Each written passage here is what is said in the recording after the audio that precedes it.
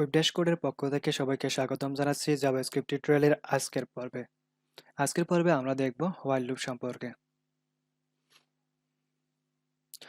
আমরা গত পর্বে দেখেছি কিভাবে জোড় সংখ্যা এবং বেজোড় সংখ্যা বের করতে হয় ফর লুপের মাধ্যমে, এবং তার পূর্ববর্তী টিউটোরিয়ালে আমরা ফর লুপ সম্পর্কে বিস্তারিত আলোচনা করেছি। হোয়াইল লুপ, আজকে আমরা টিউটোরিয়াল তৈরি করব হোয়াইল লুপের উপর। WHI হোয়াইল লুপ তৈরি করার পূর্বে আমাকে জানতে হবে যে হোয়াইল লুপ এবং ফর লুপের মধ্যে পার্থক্য কি।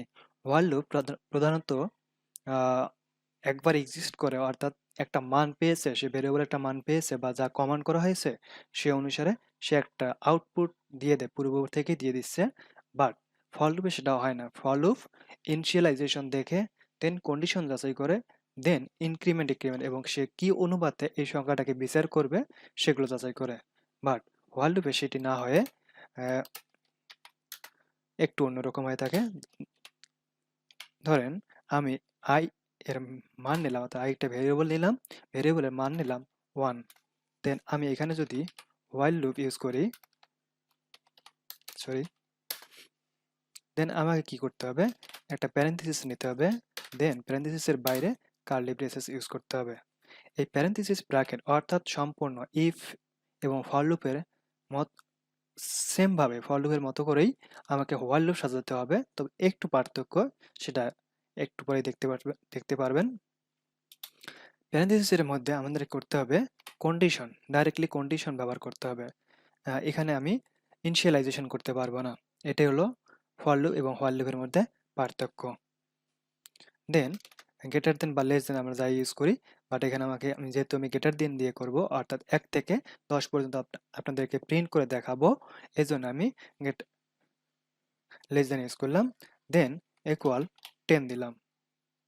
এখন এটা কি হলো, যে কন্ডিশন হইলো, কিন্তু আমি এখানে ইনক্রিমেন্ট ডিক্রিমেন্ট ইউজ করতে পারবো না। না করে আমি কি করব, ডাইরেক্টলি করব যে এই পয়েন্টে আমি কি করব, যে I plus plus then close করে দিতে পারবো। বাট এটা কোথায় করব, ডকুমেন্ট ডট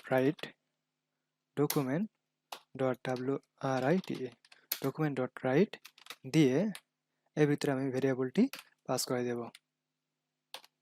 তাহলে আমি এর আউটপুটটি দেখতে পারবো। তাহলে দেখেন আমি 1 থেকে 10 পর্যন্ত এখানে আউটপুট দেখতে পারতেছি।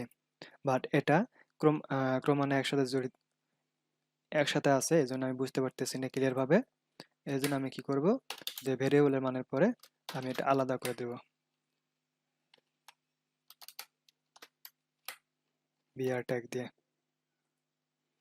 তাহলে এটা কি হবে, উপর থেকে নিচ পর্যন্ত চলে আসলো।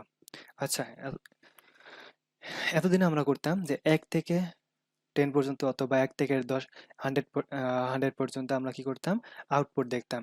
কিন্তু আমাদের তো এমনও প্রয়োজন হতে পারে যে উপর থেকে নিচ পর্যন্ত আউটপুটের প্রয়োজন হতে পারে। এজন্য আমরা কি করব, এই ক্ষেত্রে আমরা করব ভেরিয়েবলের মান দিলাম 100।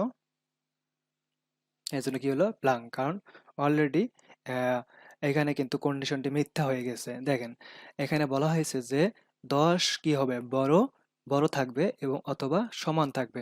এমন অবস্থায় মানে অর্থাৎ 1 থেকে 10-এর মধ্যে যে কোডগুলো আছে, নিচের যে কোডগুলো আছে, এটি আউটপুট হবে, প্লাস 10 আউটপুট হবে, কারণ এখানে সমান চিহ্নটি দেয়া হয়েছে।